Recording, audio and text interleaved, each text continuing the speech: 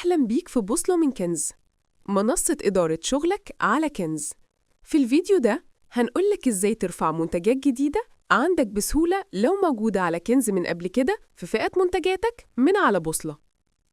أول ما تدخل على بوصلة هتلاقي قسم اسمه إدارة المحتوى، دوس على كتالوج كنز. هنا هتلاقي الفئات المفتوحة ليك، ودي الفئات اللي انت بتبيع منتجات تبعها.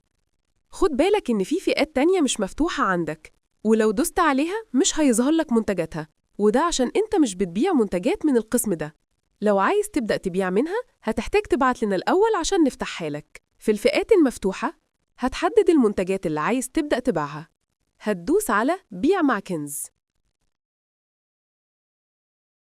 نزل شيت المنتجات اللي اخترتها عندك، هتحط SKU لكل منتج، وده بيكون خاص بيك.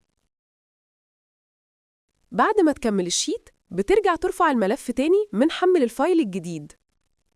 بعد 5 دقايق روح على قائمة المنتجات بتاعتك وهتلاقي المنتجات اللي اخترت تبدأ تبيعها. حط المخزون وظبط السعر، وبكده هتبقى خلصت الشغل كله بسرعة، ومنتجاتك الجديدة جاهزة تتباع على كنز.